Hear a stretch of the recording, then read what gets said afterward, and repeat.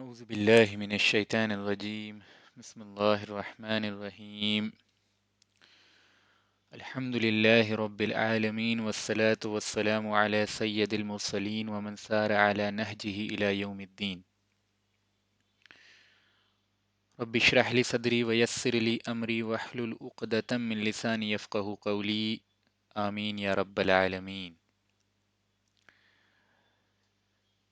پچھلے لیکچر میں ہم رسول صلی اللہ علیہ وسلم کے مکی دور کی زندگی کے پانچویں فیز کو اسٹڈی کر رہے تھے. یوں سمجھ لیجئے کہ پانچواں اور چھٹا فیز جو ہے وہ ایک ساتھ ہی ہم اسٹڈی کر رہے ہیں، جس میں رسول اللہ صلی اللہ علیہ وسلم کے ساتھ قریش نے نیگوشیشن کی شروعات کر دی تھی. یعنی اب قریش نے یہ سمجھ لیا کہ صرف زور کے بلبوتے پہ جو ہے اس دعوتی تحریک کو کم نہیں کیا جا سکتا، ختم نہیں کیا جا سکتا، اور صحابہ کرام کی تعداد جو ہے وہ روز بروز بڑھتی ہی چلی جا رہی تھی.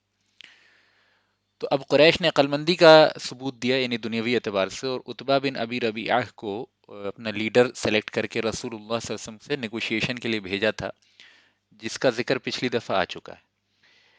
اور جب عتبہ نے وہاں ملاقات کی، آپ صلی اللہ علیہ وسلم کے سامنے کچھ سخت باتیں بھی رکھی اور کچھ پروپوزلز بھی رکھے، اور آپ نے پھر اس کا جواب جو ہے سورہ وہ قرآن مجید کی آیت جو ہے حامیم تنزیل من الرحمن الرحیم پڑھ کے جو ہے آپ صلی اللہ علیہ وسلم نے جواب دیا اس کا. اور جب عتبہ بن ابی ربیعہ واپس آیا ہے تو قریش کی مجلس میں جو لوگ بیٹھ کے عتبہ کا انتظار کر رہے تھے، عتبہ کی کنیت جو تھی وہ ابو الولید تھی، تو قریش کے لوگ آپس میں کہنے لگے کہ نحلف باللہ لقد جاءکم ابو الولید بغیر الوجہ الذی ذهب به، کہ ہم اللہ کی قسم کھا کے کہتے ہیں کہ عتبہ یعنی ابو الولید جو ہے اس چہرے کے ساتھ لوٹ کے نہیں آیا ہے جس چہرے کے ساتھ یہ گیا تھا. یعنی جس عزم اور ہمت اور جس جوش کے ساتھ رسول اللہ صلی اللہ علیہ وسلم سے ملاقات کرنے گیا تھا عتبہ، اس کے ساتھ وہ واپس نہیں آیا ہے. تو یہ ایک طرح سے قریش کے انڈرسٹینڈنگ کے مطابق ایک فیلئر تھا. یعنی قریش جو ہے رسول اللہ صلی اللہ علیہ وسلم کو اپنے بات کو منوانے میں ناکام رہے. عتبہ بن ابی ربیعہ جو ہے وہ نیگوشیشن میں ناکام رہا.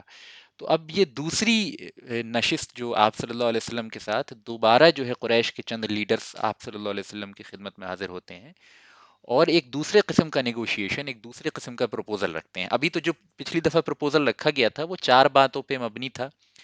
ایک یہ کہ اے محمد صلی اللہ علیہ وسلم، اگر آپ اس کے ذریعے بادشاہت چاہتے ہیں تو ہم بادشاہ بنا لیں، اگر آپ اس کے ذریعے سرداری چاہتے ہیں تو ہم سردار بنا لیتے ہیں، اس کے ذریعے مال چاہتے ہیں تو ہم آپ کو مالدار کر دیتے ہیں پیسہ جمع کر کے، اس کے ذریعے اگر آپ جو ہے بہترین عورتوں سے نکاح چاہتے ہیں تو عرب کی 10 بہترین عورتوں سے ہم آپ کا نکاح کر دیتے ہیں، اور اگر کوئی جن وغیرہ آپ کے اوپر آتا ہے جس کو آپ خود سے دفاع نہیں کر سکتے، معاذ اللہ ثم معاذ اللہ، تو ہم جو ہے وہ بہترین طبیب کا انتظام کریں گے، پورے عرب سے کھوج کے لائیں گے اور اس پہ خوب پیسہ خرچ کریں گے تاکہ وہ آپ کا علاج کر دے.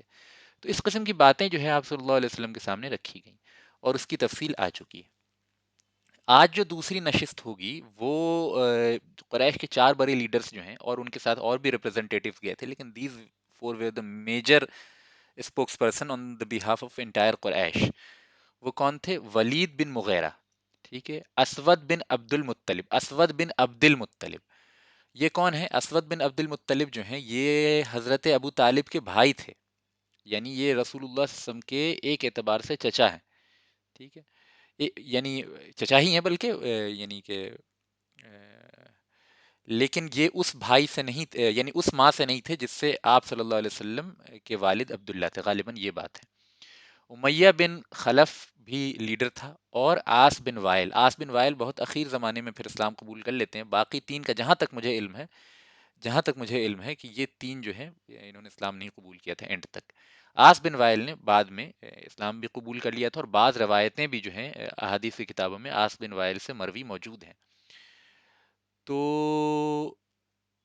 بہرحال تو یہ چار جو میجر چیف تھے قریش کے، وہ رسول اللہ صلی اللہ علیہ وسلم کی خدمت میں حاضر ہوئے، انہوں نے پروپوزل رکھا. تو وہ میں چاہتا ہوں کہ وہ پروپوزل آپ سنیں، اور اس پروپوزل کو سننے کے بعد اس پہ چند تبصرہ ہم کریں گے، اور اس سے جو ہے رسول اللہ صلی اللہ علیہ وسلم کا عزم اور آپ صلی اللہ علیہ وسلم کی ترجیحات، اور پھر اس سے ہم جنرل جو اسلام میں نیگوشیشن کے اصول ہیں، نیگوشیشن کے جو اصول ہیں وہ بیان کریں گے، اور کن چیزوں کے اندر جو ہے what are the negotiable and non negotiable matters in اسلام، اس کی روشنی میں بات رکھیں گے، ہے نا، انشاءاللہ تعالی. اور پھر جو ہے اس پورے واقعے کے کانٹیکسٹ میں، اس پورے واقعے کے ہو جانے کے بعد جو ہے سورہ کافرون کا نزول ہوا تھا، قل یا ایھا الکافرون، تو جو کہ ہم نمازوں میں پڑھتے ہیں، تو اس صورت کا نزول بھی اسی واقعے کے بعد ہوا ہے، اور اسی واقعے کا ایک طرح سے یعنی کہہ لیجیے کہ سمری ہے اور جواب ہے ایک طرح سے اللہ تعالیٰ اور رسول اللہ صلی اللہ علیہ وسلم کی طرف سے اہل کفار کو، ہے نا، اہل قریش کو. تو ہم اس صورت کی بھی انشاءاللہ آج اسٹڈی کریں گے. تو جب یہ وفد آیا ہے، جب یہ ڈیلیگیشن رسول اللہ صلی اللہ علیہ وسلم کے پاس آیا، تو انہوں نے آپ صلی اللہ علیہ وسلم کے پاس یہ بات رکھی کہ محمد، معاملہ بہت آگے بڑھ چکا ہے صلی اللہ علیہ وسلم. اب آپ ایسا کریں، ہم کچھ آپ کے سامنے پروپوزلس رکھ رہے ہیں، آپ ان میں سے کسی ایک کو ایکسیپٹ کریں. تو پروپوزل یہ تھا کہ اے محمد، ایک دن آپ ہمارے خدا کی عبادت کریں، ہمارے خداؤں کی عبادت کریں، اور ایک دن جو ہے ہم صرف اور صرف اللہ رب العزت کی عبادت کریں گے. یعنی ایک دن ایسا ہو جس دن آپ ہمارے خداؤں کی عبادت کر لیں، اور اگلے دن جو ہے ہم اللہ رب العزت کی عبادت کر لیں گے. اس طرح سے جو ہے معاملہ بیچ بیچ کا طے ہو جائے گا. آپ جو ہے وہ ہماری کچھ بات مان لیں، ہم آپ کی کچھ بات مان لیتے ہیں. اچھا، اس سے بھی یہ پتہ چلتا ہے کہ آپ صلی اللہ علیہ وسلم کی شخصیت کی مضبوطی کی علامت تھی یہ، ورنہ اتنی بڑی پوری جماعت جو ہے وہ ایک شخص کی دعوتی تحریک کے سامنے کمپرومائز کرنے کے لیے، اسپیشلی ان چیزوں میں جو ان کے دین کا حصہ تھا، قریش اور مشرکین کے دین کا حصہ، اس میں وہ کمپرومائز کرنے کے لیے اس حد تک تیار ہو گئے. تو یہ آپ صلی اللہ علیہ وسلم کی مضبوطی کی نشاندہی تھی نا. تو یہ نشانی تھی. بہرحال یہ obviously کوئی انسان جو اسلام کے آئی سے بھی واقف ہو، وہ اس بات کو اچھی طریقے سے سمجھ جائے گا کہ یہ ایسی کنڈیشن نہیں ہے جس کو کوئی عام انسان بھی قبول کر لے، اور اللہ کے رسول کی بات تو الگ ہی ہے. یعنی ایک عام مسلم بھی جو ہے وہ اس شرط کو، اس کنڈیشن کو قبول نہیں کرے گا کہ ایک دن اللہ کی عبادت کی جائے اور ایک دن غیر اللہ کی عبادت کی جائے. تو بہرحال آپ صلی اللہ علیہ وسلم نے منع کر دیا. پھر انہوں نے کہا کہ ٹھیک ہے، تو ایسا کرتے ہیں کہ آپ 2 دن جو ہے وہ ہم اللہ کی عبادت کر لیں گے، اور ایک دن آپ ہمارے خداؤں کی عبادت کر لیں. تو رسول اللہ صلی اللہ علیہ وسلم نے کہا نہیں، ایسا نہیں ہو سکتا. پھر انہوں نے کنڈیشن رکھی کہ ٹھیک ہے، 1 مہینے تک آپ ہمارے ہم آپ کے خداؤں کی، ہم آپ کے اللہ کی عبادت کریں گے، یعنی بغیر کسی شرک کے، اور آپ جو ہیں وہ ہمارے خداؤں کی عبادت جو ہے وہ ایک دن کر لیں، یعنی مہینے اور 1، یعنی 30:1 کے ریشیو میں کر لیں. اس پہ بھی آپ صلی اللہ علیہ وسلم نے منع کر دیا. پھر قریش نے کہا کہ ہم 6 مہینے اللہ کی عبادت کرتے ہیں، اور آپ صرف یہ کر لیں کہ ہمارے معبودوں کو برا بھلا نہ کہیں. یعنی آپ جو یہ تردید کرتے ہیں شرک کی، آپ جو کھلے عام دعوت و تبلیغ کرتے ہیں کہ اللہ کے علاوہ کسی کی عبادت نہیں ہونی چاہیے اور اللہ ہی صرف جو ہے لائق عبادت ہے، اور جو شخص جو ہے اللہ کے ماں سوا دوسروں کی عبادت کرتا ہے اس کو آپ بیوقوف قرار دیتے ہیں، اس کو جہنم میں جانے والا قرار دیتے ہیں، اس کو اللہ تعالیٰ کے عذاب کا مستحق قرار دیتے ہیں. یہ سب باتیں آپ نہ کریں. یعنی آپ جو شرک کی تردید نہ کریں، آپ کے توحید کی ہم تائید کرتے ہیں. یعنی آپ کے توحید کو ہم قبول کرتے ہیں، آپ ہمارے شرک کی تردید جو ہے پبلک پلیسز پہ نہ کریں. 6 مہینے ہم آپ کے رب کی عبادت کر لیں گے، 6 مہینے ہم اپنے خداؤں کی عبادت کریں گے. آپ سے ہم یہ نہیں رکھتے ہیں پروپوزل کہ آپ ان کی عبادت کریں، یعنی آپ کو کوئی ضرورت نہیں ہے ہمارے خداؤں کی عبادت کرنے کی، لیکن آپ کے خدا کی، یعنی آپ کے رب کی ہم عبادت 6 مہینے کریں گے. لیکن شرط یہ ہے کہ آپ ہمارے خداؤں کی برائی پبلک پلیسز پہ نہ کریں، ہمارے آباء و اجداد کو گمراہ نہ قرار دیں. آپ صلی اللہ علیہ وسلم نے کنڈیشن قبول نہیں کی. ٹھیک ہے، تو قریش جو ہے مایوس ہو کے واپس آ گیا.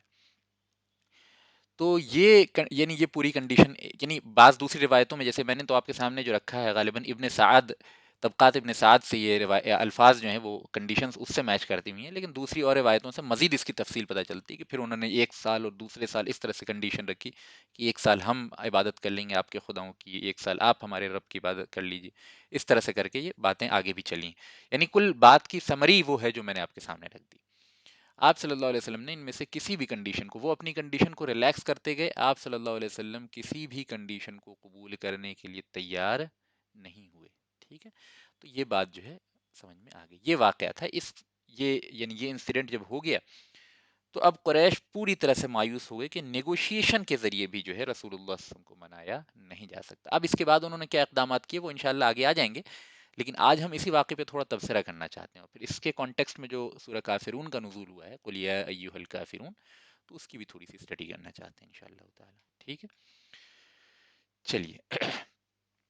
اس سے ایک کیا بات سمجھ میں آئی؟ اس سے ایک بات تو سمجھ میں آ گئی کہ توحید اور شرک کا جب معاملہ ہوگا، جب توحید اور کفر کا معاملہ ہوگا، جب جس کسی ایسے عمل کو کرنے کی بات ہوگی جس سے انسان دائرہ اسلام سے خارج ہو جاتا ہے، یا جو اسلام کے سب سے بنیادی پرنسپلز میں سے ایک ہیں، اس میں کسی بھی قسم کی کنڈیشن شروط کو ایکسپٹ نہیں کیا جا سکتا، ٹھیک ہے؟ جیسے مثال کے طور پہ دا فنڈامنٹل میسج آف اسلام کیا ہے، یعنی اگر آپ پورے قرآن مجید کو بغیر عربی جانے ہوئے، بغیر تفسیر پڑھے ہوئے، کچھ بھی نہیں پڑھے آپ، صرف ترجمہ انگریزی زبان میں یا اردو، جو بھی آپ کی زبان اچھی ہے، اس کو شروع سے لے کے آخر تک پڑھ جائیں، کسی ایکسپلینیشن کو نہ پڑھیں، میں یہ نہیں کہہ رہا کہ نہیں پڑھنا چاہیے، I am just giving you an example of extreme case, آپ دنیا کے کسی ایکسپلینیشن کو نہ پڑھیں، صرف ٹرانسلیشن شروع سے لے کے آخر تک پڑھ جائیں، تو ایک چیز آپ کے ذہن پہ بالکل کلیئر ہو جائے گی، اگر کوئی تھوڑی بھی عقل رکھتا ہو انسان، ماہر اور جینیس ہونے کی ضرورت نہیں ہے، انٹلیکچولی سپیریئر ہونے کی ضرورت نہیں، بالکل ایوریج انٹلیکٹ کا انسان بھی شروع سے لے کے آخر تک اگر پڑھ جائے تو اس کو ایک بات سمجھ میں آ جائے گی کہ قرآن مجید کا سب سے اہم ترین مضمون جو ہے، پوری قرآن کا سب سے اہم ترین مضمون جو ہے وہ توحید ہے، یعنی باری تعالیٰ کو واحد تسلیم کرنا، اپنی ذات کے ساتھ، اپنی صفات کے ساتھ، اور یعنی بہت ساری تفصیلات کے ساتھ اللہ تعالیٰ کو اپنے اقتدار میں، قدرت میں، خالق ہونے کی حیثیت سے، رب ہونے کی حیثیت سے، معبود ہونے کی حیثیت سے، ہے نا،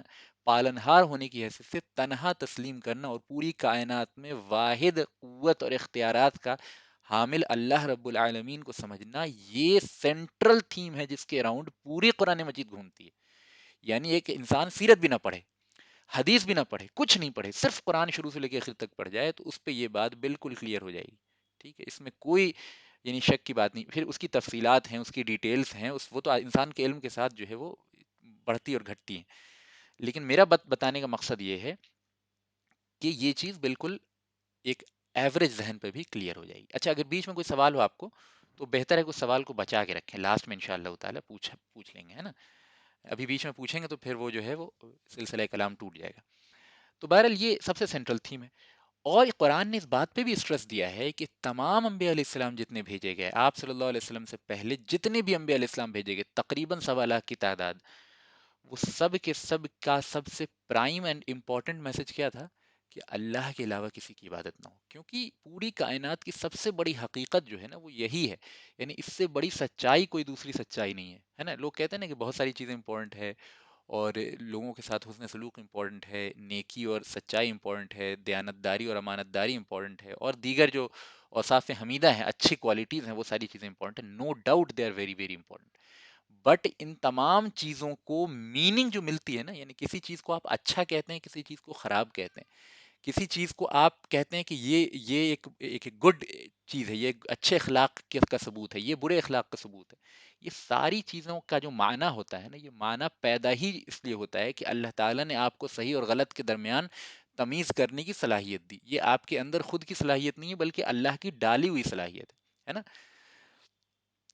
جو اللہ تعالیٰ نے قرآن میں فرمایا ہے نا کہ وَنَفْسٍ وَمَا سَوَّاهَا فَأَلْهَمَهَا فُجُورَهَا وَتَقْوَاهَا، کہ اللہ تعالیٰ نے نفس کو، انسان کے کا جو سیلف ہے، اس کو مزین جب کر دیا، اس کو جو مکمل کر دیا، تو پھر اس کے بعد اس میں جو ہے صحیح اور غلط کے درمیان فرق کرنے کا جو ہے وہ ڈالا، الہام کیا، یعنی حق اور باطل کے درمیان جو بھی تمیز ہے، ایک کافر بھی ہو، ایک مشرک بھی ہو، ایک ملحد بھی ہو، وہ بھی کہتا ہے نا کہ قتل کرنا بری چیز ہے، کیوں کہتا ہے؟ وہ اس لیے کہتا ہے کہ تمام ارواح انسانی جتنی ہے، سب کے اندر اس بات کو ودیت کر دیا گیا ہے، ڈال دیا گیا ہے کہ صحیح اور غلط کے درمیان فرق، بنیادی چیزیں کم سے کم، جس میں انسان کو بہت ریسرچ اور تحقیق کی ضرورت نہیں، تو یہ سارے اوصاف حمیدہ اور یہ ساری بری چیزیں جو ہم فرق کر پاتے ہیں، جو ایک انسان اپنے ذہن سے فرق کر پاتا ہے، وہ اللہ کی دی ہوئی حس اور الہام کے نتیجے میں ہے، ورنہ تو ان چیزوں کا کوئی مطلب ہی نہیں ہے، جھوٹ بولنا بری چیز ہے، اگر یہ اللہ تعالیٰ الہام کے طور پہ انسان کے روح کے اندر نہ ڈالے، انسان کے نفس کے اندر یہ چیز پیوست نہ ہو، تو اس بات کا کوئی مطلب ہی نہیں بنتا، ٹھیک ہے؟ تو بتانا بس یہ مقصد ہے کہ یہ ساری چیزوں کی جو اچھی چیزیں جن کو ہم کہتے ہیں یا جن کو بری چیزیں کہتے ہیں، ان کی میننگ ہی اللہ کے دینے سے ہے، گویا اللہ تعالیٰ ہی جو ہے پوری کائنات کا سینٹر ہے، یعنی centre not in physical sense, یعنی اللہ تعالیٰ کے معاملے میں جب انسان کلام کرے تو بڑا محتاط ہو کے بولنا چاہیے، وین آئی سے centre it does not mean physical centre, it means کہ ہر میننگ کے اعتبار سے ہر چیز جو کائنات کی ہے اس کی میننگ اللہ کے دینے سے، گویا وجود باری تعالیٰ اور اللہ تعالیٰ کا تنہا وجود پوری کائنات سب سے بڑی حقیقت ہے، لہٰذا انبیاء علیہ السلام نے ہمیشہ اسی پہ اسٹریس دیا، اور سب سے بڑی انسان کی برائی یہ ہے کہ وہ کفر کرے، اس ذات باری تعالیٰ کا انکار کرے، اس کے انکار کے ساتھ باقی تمام اوصاف حمیدہ بھی انسان کے اندر موجود ہوں گے، حالانکہ نہیں ہو سکتے، لیکن اگر ہوں گے بھی تو بھی ان کا کوئی معنی نہیں ہے، کیونکہ جس نے اس کو معنی دیا ہے اس کے ہی وجود کا انکار وہ بندہ کر رہا. ٹھیک ہے. لہٰذا تمام انبیاء علیہ السلام کی مشترک دعوت اسی توحید کی طرف تھی. لہٰذا اس میں کسی بھی قسم کا جو ہے وہ ایک تبدیلی، کسی قسم کا نیگوشیشن، کسی قسم کی کمی، کسی قسم کا یوں کہہ لیجیے کہ سمجھوتا نہیں کیا جا سکتا. اور انبیاء علیہ السلام نے اپنی زندگی میں اور رسول اللہ صلی اللہ علیہ وسلم نے اپنی زندگی میں سیرت میں تفصیل کے ساتھ یہ واقعات درج ہیں جو آگے بھی آتے رہیں گے. کسی موقع پہ بھی توحید کے ساتھ جو ہے کبھی کمپرومائز نہیں کیا، شرک اور کفر کے کسی ایک ایلیمنٹ کو بھی کبھی قبول نہیں کیا. ٹھیک ہے. تو یہ توحید جو ہے نا معاملہ، یہ نان نیگوشیبل میٹرز میں سے. اسلام میں بہت سی چیزیں ایسی ہیں جو نیگوشیبل ہیں، یعنی مجبوری کی صورت میں اس کو نیگوشیٹ کیا جا سکتا ہے. بعض صورتوں میں جو ہے اس پہ عمل کیا جا سکتا ہے مجبوری کی صورت میں. جیسے بعض لوگ ایک قاعدہ ہے جس کو بہت استعمال کرتے ہیں، لیکن اس کا غلط استعمال بھی ہمارے زمانے میں بہت ہوا ہے. وہ قاعدہ یہ ہے کہ المحرم یباح عند الضرورہ، کہ جو حرام چیز ہوتی ہے وہ ضرورت کے وقت جو ہے وہ مباح ہو جاتی ہے، وہ جائز ہو جاتی ہے. یہ قاعدہ ہے، فقہ کا ایک مشہور قاعدہ ہے. لیکن اس قاعدے کا اطلاق جو ہے کس کے اوپر ہوتا ہے؟ یہ ایسی چیزوں کے اوپر ہوتا ہے جن کا تعلق احکام سے ہے.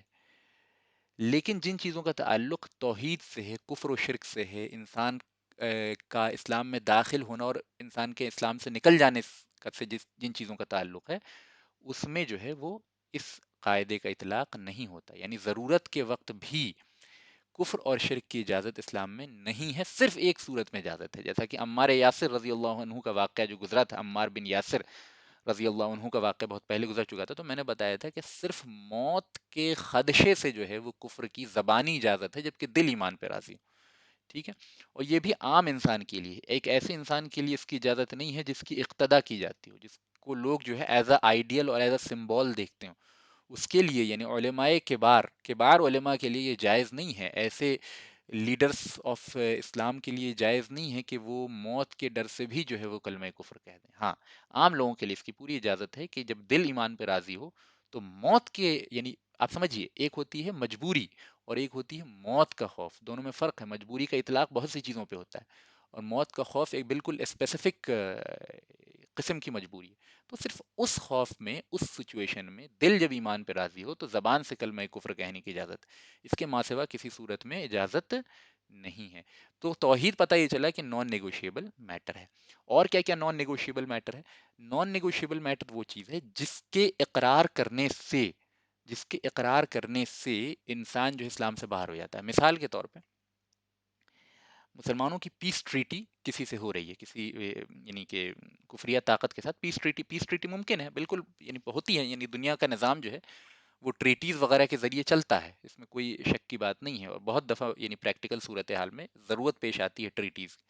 تو ویسی ٹریٹیز میں کسی ایسی شروط، کسی ایسے شرط کو، کسی ایسی کنڈیشن کو ماننا جو کنڈیشن اپنے آپ میں کے ماننے سے انسان اسلام سے خارج ہو جاتا ہے، وہ کنڈیشن کا ماننا بھی جائز نہیں ہے. مثال کے طور پہ اگر کسی پیس ٹریٹی میں اس بات پہ سائن کرنا پڑے کہ شراب کی پوری اجازت دی جائے گی اور شراب حلال ہوگی، ہے نا، یعنی کہ ہمارے اقتدار میں شراب جو ہے وہ حلال ہوگی، پیورلی آرام سے بکے گی، ہے نا، یا سود حلال ہوگا، اور اس ٹریٹی پہ سائن کرنا ہو، تو اس ٹریٹی پہ سائن کرنا در حقیقت اس بات کو قبول کرنا ہے کہ ہم شراب کے حلال ہونے کے قائل ہیں یا سود کے حلال ہونے کے قائل ہیں. دیکھیے اس میں فرق سمجھیے. ایک انسان جب عمل کر رہا ہے حرام چیز پہ تو وہ بہت بڑا گناہ گار ہے، لیکن دائرہ اسلام سے نہیں نکلتا ہے. جیسے مثال کے طور پہ کوئی انسان شراب پیتا ہے، اور شراب پیتا ہے تو بہت بڑا گناہ گار ہے، بہت بڑا گناہ گار ہے، لیکن اسلام سے باہر نہیں ہوگا. لیکن ایک انسان شراب نہیں پیتا ہے لیکن کہہ دے کہ شراب حلال ہے تو وہ اسلام سے باہر ہو جائے گا. یہ ایک بالکل اجماعی مسئلہ ہے، استحلال اس کو کہتے ہیں. استحلال کا مطلب ہے اللہ کی حرام کی ہوئی چیزوں کو حلال کر لینا. یعنی اگر کوئی شخص یہ کہے کہ شراب حلال ہے اور زندگی میں کبھی شراب نہ پیے تو بھی وہ اسلام سے خارج ہو گیا، چاہے وہ 5 وقت کی نماز پڑھتا ہو، حج کرتا ہو، روزے رکھتا ہو سال بھر کے. ٹھیک ہے. لیکن ایک شخص اگر یہ چیزیں نہ بھی کرتا ہو اور شراب بھی پیتا ہو، بہت بڑا گناہ گار ہے، بہت بڑا گناہ گار ہے، بہت بڑا گناہ گار ہے، اللہ سے اس کو ڈرنا چاہیے اور بہت سخت عذاب میں مبتلا ہو سکتا ہے وہ، لیکن وہ کافر نہیں ہوگا. فرق سمجھ گیا آپ بات کو؟ تو عملاً کسی چیز کو کرنا اس اعتقاد کے ساتھ کہ وہ چیز جو ہے وہ جائز نہیں ہے، یہ بہت بڑا گناہ ضرور ہے، یہ کفر نہیں. لیکن کسی چیز کو نہ بھی کرنا اور اس چیز کو اقرار کر لینا کہ وہ چیز حلال ہے، حالانکہ کتاب و سنت سے وہ چیز حرام ہونا ثابت ہو، جو واضح نص قطعی سے ثابت ہو کسی چیز کا حرام ہونا، اس کو حلال قرار دے دینا، اس کو مان لینا کہ یہ چیز حلال ہے، یہ چیز استحلال کہلاتی ہے، اور استحلال سے انسان دائرہ اسلام سے خارج ہو جاتا ہے۔ فرق سمجھ لیجیے، یہ بہت یعنی کہ بہت سے لوگ اس میں تھوڑے کنفیوز ہو جاتے ہیں، لیکن عملی طور پہ کسی چیز پہ عمل کرنا اور پھر اس کو غلط سمجھنا، اس کو حرام سمجھنا، یہ اس کا ایک الگ حکم ہے، اور کسی چیز کو حرام کی ہوئی چیز کو جائز سمجھ لینا، صحیح کہہ لینا اور اس کنڈیشن پہ سائن کر دینا، ہے نا، یہ بالکل الگ چیز ہے، ٹھیک ہے۔ اسی طرح بہت سی ایسی چیزیں ہیں، جیسے مثال کے طور پہ اور نان نیگوشیبل میٹر کیا ہے؟ نان نیگوشیبل میٹر یہ ہے کہ کوئی ایسا ٹریٹی سائن کرنا، کوئی ایسی یعنی یوں کہہ لیجیے کہ کنڈیشنز کو ایکسیپٹ کرنا جب آپ کسی کے ساتھ بزنس ٹرانزیکشن میں ہیں، کہ yes I will trade in interest, ہے نا، یس آئی ول ٹریڈ ان انٹرسٹ، تو یہ اپنے آپ میں بالکل قطعی حرام ہے اس ٹریٹی کو سائن کرنا۔ کیوں؟ کیونکہ even if some one is doing like trading in interest, that is a different حکم، وہ ایک بالکل الگ کیس ہو جائے گا، لیکن کوئی شخص ایگریمنٹ میں اس بات کو قبول کر لے کہ yes I am willingly signing up for something which is حرام ان شریعہ and I consider this acceptable, تو یہ بالکل ڈفرینٹ چیز ہے، حکم میں تھوڑا باریک فرق ہے لیکن سمجھ لیجیے اس کو۔ تو اسی طرح جو اللہ تعالیٰ کی حرام چیزوں کو حلال قرار دینا ہے یا اللہ کی حلال چیز کو حرام قرار دینا ہے، یہ وہ باب ہے جس سے انسان اسلام سے خارج ہو جاتا ہے، ٹھیک ہے، یہ کفر اکبر ہے۔ لیکن ان کاموں کو کرنا اس اعتقاد کے ساتھ کہ یہ غلط ہیں، یہ کفر اکبر نہیں ہے، یہ صرف گناہ ہے، گناہ کبیرہ ہے، لیکن اس سے اسلام سے خارج انسان نہیں ہوتا ہے۔ فرق سمجھ لیجیے، ٹھیک ہے۔ کیوں اسلام سے خارج ہو جاتا ہے انسان؟ جیسے مثال کے طور پر کوئی شخص کہے نماز فرض نہیں ہے، تو وہ اسلام سے خارج ہو جائے گا، ٹھیک ہے۔ کیوں خارج ہو جائے گا؟ اس لیے خارج ہو جائے گا کیونکہ وہ اپنے آپ کو تشریع کا اہل سمجھ رہا ہے۔ تشریع مطلب حکم دینا، یعنی شریعت بنانے کے کا اہل سمجھنا، خود کو احکام وضع کرنے کا اہل سمجھنا، خود کو اس بات کے لائق سمجھنا کہ میں حکم دے سکتا ہوں۔ تو کوئی شخص اگر یہ کہے کہ نماز پڑھنا ضروری نہیں ہے یا نماز پڑھنا واجب اور فرض نہیں ہے، تو وہ شخص کافر ہو جائے گا۔ فرق سمجھ لیجئے۔ لیکن اگر کوئی شخص نماز نہیں پڑھتا ہے، ٹھیک ہے، لیکن وہ مانتا ہے کہ یہ چیز فرض ہے، obviously یہ بہت بڑا گناہ ہے، یعنی شریعت میں یہ سب سے بڑے گناہوں میں سے ایک بڑا گناہ ہے، لیکن جمہور علماء کے نزدیک، ایک امت کے عظیم طبقے کے نزدیک جو ہے وہ کفر اکبر کا مرتکب نہیں ہوگا، ملت سے خارج نہیں ہوگا۔ فرق سمجھ گئے آپ؟ یعنی اس کا حکم جو ہے وہ مسلمانوں کا ہی حکم ہوگا، ٹھیک ہے، اس کی جنازہ وغیرہ پڑھی جائے گی، اس کی میراث تقسیم کی جائے گی وغیرہ وغیرہ، جو بھی مسلمانوں کا حکم ہے اس کے لیے دعائے مغفرت کی جائے گی، اس کی طرف سے صدقہ کیا جائے گا وغیرہ وغیرہ، ساری چیزیں جو مسلمانوں کا حکم وہ اس پہ لاگو ہوگا۔ لیکن اگر کوئی فرضیت کا منکر ہو جائے گا تو چاہے زندگی بھر نماز پڑھتا رہے، وہ دائرہ اسلام سے خارج ہو جائے گا، کیونکہ تشریع کا جو حق ہے، شریعت وضع کرنے کا، شریعت دینے کا جو حق ہے، یہ صرف اور صرف باری تعالیٰ کو ہے، ٹھیک ہے، اور انڈائریکٹلی رسول اللہ صلی اللہ علیہ وسلم کو بھی ہے، لیکن ان دونوں کے ماں سوا کسی اور کو یہ حق حاصل نہیں ہے۔ یہ حق ابو بکر صدیق رضی اللہ عنہ کو بھی حاصل نہیں ہے، ٹھیک ہے، سوائے رسول اللہ صلی اللہ علیہ وسلم کے کسی کو یہ حق حاصل نہیں، ٹھیک ہے۔ تو یہ سمجھ گئے آپ، ایک تو نیگوشیبل اور نان نیگوشیبل میٹرز ہو گئے کہ جس میں انسان جو ہے وہ حرام چیز کو حلال کہہ دے یا شرک اور کفر والا معاملہ جو ہے ایکسیپٹ کر لے، یہ سارا کا سارا انسان کو دائرہ اسلام سے خارج کر دیتا ہے۔ اور ایسی کنڈیشن کو ایکسیپٹ کرنا جس میں انسان اس عمل حرام چیز کو حلال تو نہیں کہہ رہا لیکن ولنگلی ایکسیپٹ کر رہا کہ yes I will trade in this, یعنی for example if I am signing on a document in which it is written that you are willingly going to trade in interest and I sign that document, تو وہ sign کرنا حرام ہے، یہ کفر نہیں، یہ حرام ہے۔ لیکن اگر میں اس بات پہ سائن کروں کہ سود حلال ہے، سود سے ٹریڈ کرنا is very very good thing, ہے نا، اٹس ٹوٹلی الاؤڈ، تو پھر میں یہ کفر اکبر ہے، اسلام سے انسان خارج ہو جائے گا۔ تو کن کن کنڈیشنز کو ایکسیپٹ کر سکتے ہیں، کن کو نہیں کر سکتے، ان کی چھوٹی سی پکچر جو ہے وہ آپ کے سامنے آ گئی الحمدللہ۔ آگے بڑھتے ہیں، انہی دو واقعات کے پس منظر میں سورہ کافرون کا نزول ہوا، قل یا ایھا الکافرون کا نزول ہوا، انشاءاللہ تعالی اس کی اب ہم اسٹڈی کرتے ہیں۔ ایک سیکنڈ، کچھ لوگوں نے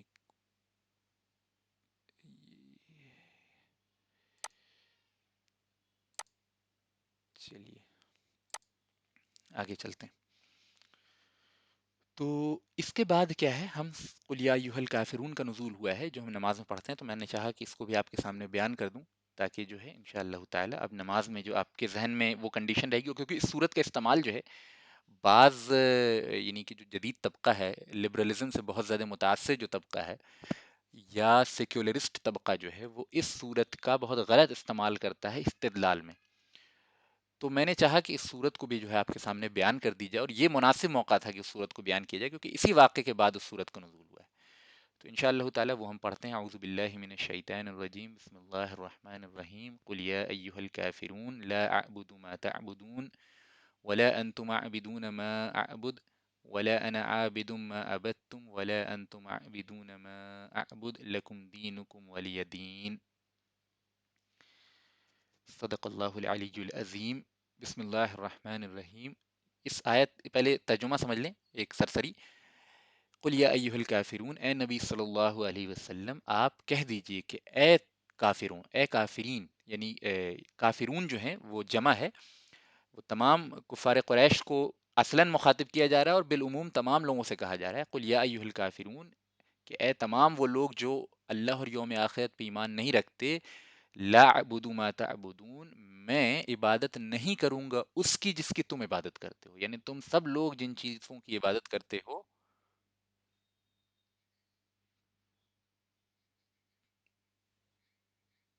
کسی بھائی کا آڈیو آن ہو گیا تو اس کو آف کر لیں. تو لا اعبد ما تعبدون، میں اس کی عبادت نہیں کروں گا جس کی تم عبادت کرتے ہو. ولا انتم عابدون ما اعبد، اور نہ تم اس کی عبادت کرنے والے ہو جس کی میں عبادت کرتا ہوں.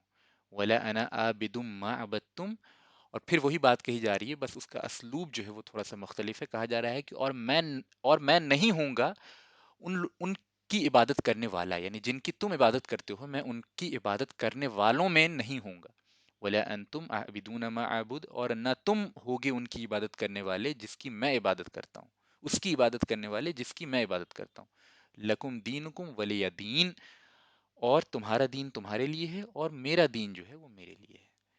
تو یہیں پہ یہ سورہ ختم ہو گئی، اور اس سورت کو اس واقعے کے کانٹیکس میں رکھ کے اب انشاءاللہ سمجھتے ہیں. پہلی چیز تو اس صورت سے یہ استدلال کیا جاتا ہے جدید دور میں، یہ کیا جاتا ہے کہ اس میں جو ہے وہ دو سیپریٹ ریلیجن کے صحیح ہونے کی کا جو ہے وہ کانسیپٹ موجود ہے. جیسے آخری آیت میں ہے نا کہ لکم دینکم ولی دین، کہ تمہارا دین تمہارے لیے اور ہمارا دین ہمارے لیے. تو اس میں گویا کہ دو دین، یعنی جو لوگ غلط استدلال کرتے ہیں، پہلے میں وہ بیان کر رہا ہوں پھر اس کا جواب میں دوں گا انشاءاللہ. جو لوگ غلط استدلال کرتے ہیں اسپیشلی جدید دور میں، انہوں نے یہ بات رکھی ہے کہ اس صورت سے یہ پتہ چلتا ہے کہ نبی کریم صلی اللہ علیہ وسلم یہ کہنا چاہ رہے ہیں یا قرآن یہ کہنا چاہ رہا ہے کہ تمہارا دین تمہارے لیے ہے، تم اپنے دین پہ عمل کرتے رہو، خوش رہو اپنی جگہ، اور میں اپنے دین پہ عمل کرتا ہوں، میں اپنی جگہ خوش رہتا ہوں. گویا کہ دونوں دین کے صحیح ہونے کی یعنی ایک طرح سے آپ صلی اللہ علیہ وسلم نے دونوں ادیان کے صحیح ہونے پہ مہر لگا دی. گویا یہاں سے یہ ثابت کرنے کی کوشش کی جاتی ہے کہ رسول اللہ صلی اللہ علیہ وسلم یا قرآن مجید صرف اور صرف اسلام کے حق ہونے کا میسج نہیں دیتا، بلکہ یہ کہتا ہے کہ اسلام اپنی جگہ حق ہے، باقی ادیان باطلہ جو ہیں وہ بھی اپنی جگہ حق ہیں. یہ غلط استدلال ہے. پہلی چیز میں بات بار سمجھ لیجئے، پہلے میں غلط جو اس کا انٹرپریٹیشن ہے وہ بیان کر رہا ہوں، اس کے بعد اس کا صحیح معنی بیان کروں گا. پھر اس سے کیا ایک چیز اور نکالی جاتی ہے، اس میں ایک چیز اور نکالی جاتی ہے، یہ بتایا جاتا ہے کہ اس صورت کے اندر قرآن یہ کہنا چاہ رہا ہے کہ it is totally fine that if you worship someone else besides Allah, but I won't worship that thing. I will worship my Allah and you worship your gods and it's totally fine to have that kind of disagreement. Basically یہ ایک طرح سے sort of عقیدے کے ڈس agreement کو normalise کرنے کے لیے اس صورت کا استعمال کیا جاتا ہے. یعنی in order to normalize the disagreement in the core and fundamentals of عقیدہ دس سورہ از یوزڈ. بات کو سمجھ رہے ہیں آپ بات کو؟ تو اور یہ ظاہر ہے کہ جو جدیدیت ہے ان میں، ان کے یہاں یا جن لوگوں پہ جدیدیت کا اثر ہوتا ہے ان کے یہاں یہ ایک بہت اچھی چیز مانی جاتی ہے کہ عقیدے کی وجہ سے جو ہے آپس میں کوئی جھگڑا نہیں ہو، عقیدے اور ایمان کی وجہ سے جو ہے وہ آپس میں کوئی اختلاف نہیں ہو. آپ اپنے عقیدے پہ جمے رہیں، میں اپنے عقیدے پہ جمع رہتا ہوں، اور کوئی بات نہیں، آپ بھی اپنی جگہ صحیح ہیں، میں بھی اپنی جگہ صحیح ہوں. اگر تو دین دنیا کی، اب یہ بات میری ختم ہو گئی، ٹھیک ہے، اب آگے بات کرتے ہیں. اگر یہ دین جو ہے، ریلیجنس جو ہیں، ان کا دنیا میں انسانوں کو مہذب بنا کے تہذیب کا ارتقا کرنا مقصود اگر ہوتا، صرف اگر ریلیجن کے ذریعے، ادیان کے ذریعے لوگوں کو مہذب بنا کے دنیا کا نظام اچھے طریقے سے چلانا، یہی اگر صرف مقصد ہوتا تو یہ بہت اچھی بات ہوتی. جو باتیں جو توضیح کی گئی ہے اور جو ایکسپلینیشن اس کا دیا گیا ہے، اگر دین کا مقصد آخرت سے ریلیٹڈ کچھ بھی نہ ہوتا، بلکہ دنیا کے اندر جو ہے سارے لوگ ایک دوسرے کے ساتھ اچھے طریقے سے نظام کے اندر رہ سکیں، اگر یہ دین کا مقصد ہوتا تو یہ بات بالکل صحیح ہوتی اور بالکل فٹ بیٹھتی. اور یہی پرابلم ہے کہ بہت سے لوگوں کے ذہن میں یہ تصور ہوتا ہے کہ دین کا سب سے اولین مقصد انسانوں کے نظام کو اچھے طریقے سے چلانا ہے، اور یہ غلط بات ہے. دین کا اولین مقصد یہ نہیں ہے، یہ بھی ہے مقصد، اولین مقصد نہیں. اور کسی چیز کا آپ اگر اولین مقصد نہیں سمجھیں گے تو کیا ہوتا ہے، انسان کی فطرت ہے کہ، اور انسانی نظام بھی اسی طرح چلتا ہے کہ جو اول ترین مقصد ہوتا ہے نا، اس کے خاطر سیکنڈری مقاصد کی قربانی دی جاتی ہے. یہ بالکل آپ یعنی اگر غور کریں تو آپ بالکل اسی نتیجے پہ پہنچیں گے کہ جب جو انسان کا سب سے بڑا مقصد ہوتا ہے، کسی بھی انسان کا، چاہے وہ اجتماعی سطح پہ ہو چاہے انفرادی سطح پہ انسان کا اپنا مقصد ہو، سب سے بڑا جو انسان کا مقصد ہوتا ہے اس کے لیے انسان سیکنڈری مقاصد کی قربانی دیتا ہے. مقاصد انسان کے بہت سارے ہوتے ہیں، آبجیکٹو بہت سارے ہوتے ہیں انسان کے، چاہے وہ یعنی انڈیویجول انسان کی بات کر لیں یا ایک یعنی جماعت کی بات کر لیں، آبجیکٹو بہت ہوتے ہیں. لیکن اس میں ایک ہوتا ہے جو سینٹرل آبجیکٹو ہوتا ہے، سب سے بڑا آبجیکٹو ہوتا ہے. تو جو سب سے بڑا مقصد ہوتا ہے نا، اس کے لیے کبھی کبھی انسان مجبوری کی صورت میں سیکنڈری مقاصد کی قربانی دے دیتا ہے. مثال کے طور پہ ایک انسان کو، ایک اسٹوڈنٹ ہے جس کو ایک ایگزام کلیئر کرنا ہے، اس کا سب سے بڑا مقصد ہے کہ ایگزام کلیئر کرنا ہے. ٹھیک ہے، لیکن اس کا یہ بھی مقصد ہے کہ نیند پوری ہو، یہ بھی مقصد ہے کہ پراپر کھانا کھائے، یہ بھی مقصد ہے کہ تھوڑا بہت انٹرٹینمنٹ ہو جائے، یہ بھی مقصد ہے کہ نماز وغیرہ کو پابندی سے پڑھ لے. یہ ساری چیزیں اس کے مقصد ہیں، لیکن سب سے بڑا مقصد اس کا مان لیتے ہیں کہ سب سے بڑا مقصد ایک ایگزام کلیئر کرنا ہے. تو اگر کسی وجہ سے مجبوری کی صورت میں اس کو نیند قربان کرنی پڑے اس ایگزام کو کلیئر کرنے کے لیے تو وہ کرے گا. ٹھیک ہے، اگر اس کو کسی وقت کا کھانا اسکپ کرنا پڑے اس ایگزام میں اچھا نمبر لانے کے لیے تو وہ کرے گا. کیوں کرے گا؟ کیونکہ انسان کی فطرت میں ہے کہ سب سے بڑے مقصد کے خاطر دوسرے جو یعنی فروعی مقاصد ہوتے ہیں اس کو انسان قربان کر سکتا ہے. اسی طرح اگر دین کا بھی سب سے بڑا مقصد اگر انسانوں کی صرف تہذیب ہوتی اور انسانوں کے نظام کو اچھے طریقے سے چلانا ہوتا اور دنیا کے نظام کو مطلب ایک اچھے نہج پہ چلانا یہی سب سے بڑا مقصد ہوتا تو یہ بات بالکل صحیح ہوتی. لیکن دین کا سب سے بڑا مقصد یہ نہیں ہے. انبیاء علیہ السلام کا سب سے بڑا مقصد یہ نہیں. انبیاء علیہ السلام کا سب سے بڑا مقصد یہ ہے کہ لوگوں کو اللہ کی معرفت ہو جائے اور لوگ دائمی جہنم کے عذاب سے بچ جائیں. یعنی جو اٹرنل لاس ہے قیامت کے دن، جو سب سے بڑی حقیقت ہے، جو سب سے بڑی حقیقت ہے، دنیا 70-80 سال کی ہے، اس کے بعد جو ہے اٹرنل اینڈ لیس ٹائم کے لیے جو ہے یا تو جنت ہے یا جہنم ہے. تو گویا سب سے بڑی حقیقت جو ہے وہ آخرت کی کامیابی ہے. اور انبیاء علیہ السلام کا سب سے بڑا مقصد ہی یہ ہوتا ہے کہ لوگ اللہ کو پہچاننے والے ہو جائیں اور آخرت کے عذاب سے بچ جائیں. یہ سب سے بڑا مقصد ہے. باقی اور بھی مقاصد ہیں، یہ نہ سمجھیں کہ میں باقی مقاصد کو کم سمجھ رہا ہوں. انسانوں کی تہذیب ہے، انسانوں کے اخلاق کو سدھارنا ہے، نظام دنیا کو اچھے طریقے سے چلانا ہے، عدل کا قیام ہے، اور وغیرہ وغیرہ بہت ساری چیزیں دنیا کی ہیں جو مقاصد شرعیہ میں ہیں اور انبیاء علیہ السلام کے مقاصد میں سے. ایک سب سے بڑے مقصد کیا ہے؟ اللہ کی معرفت اور جہنم کے عذاب سے بچانا. ٹھیک ہے، تو اگر یہ مقصد سب سے بڑا ہے اور جہنم اور جنت کے طے ہونے کا قاعدہ اس بات پہ ڈپینڈ کرتا ہے کہ بندہ توحید کا اقراری ہے یا انکاری ہے، تو اگر تو یہ سب سے بڑا مقصد ہے کہ جنت میں جانا اور جہنم سے بچنا، اور یہ ڈپینڈ کرتا ہے اس بات پہ کہ بندہ توحید کا اقراری ہے کہ انکاری ہے، تو پتہ یہ چلا کہ سب سے بڑے مقصد کے حصول کے لیے جو سب سے بڑی شرط ہے وہ ہے توحید. اور اس کے ساتھ اگر کھلواڑ ہو تو اس سب سے بڑے مقصد کا ٹھیک الٹا رزلٹ آ سکتا ہے. یعنی انسان جو ہے جنت کے بجائے جہنم میں پہنچ سکتا ہے اور جہنم کے بجائے جنتی ہو سکتا ہے.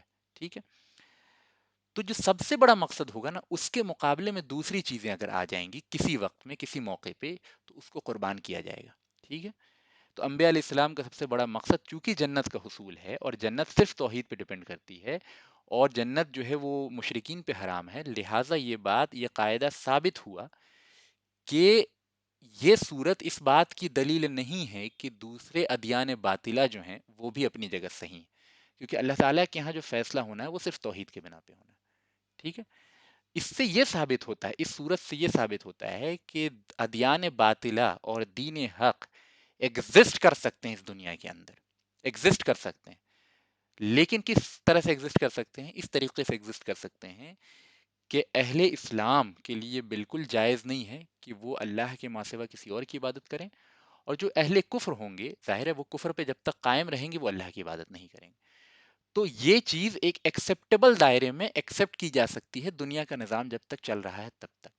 لیکن اس صورت میں ایسی کوئی بات نہیں کی گئی جس کے ذریعے یہ ثابت ہو سکے کہ دوسرے جو طریقے ہیں، دوسرے جو شرکیہ اور کفریہ طریقے ہیں، ان کے ذریعے بھی آخرت کی کامیابی کا حصول ہو سکتا ہے، نہیں ہو سکتا. ٹھیک ہے. اس صورت سے صرف اتنا پتہ چلتا ہے کہ اہل کفر اور اہل ایمان کے درمیان ٹریٹیز، پیس وغیرہ وغیرہ اس طرح سے جو ہے وہ، اور بہت سارے جو دنیا کے نظام چلانے کے لیے جو طریقہ کار ہوتے ہیں، وہ سارے کے سارے، چاہے بزنس ٹریڈ ہو چاہے اور بھی دوسری طریقے ہوں، وہ سارے کے سارے اپنی جگہ قائم رہ سکتے ہیں، اس شرط کے ساتھ کہ عقیدے خلط ملت نہ ہو، ہے نا، احکامات ایک دوسرے سے ملے نہیں. ٹھیک ہے.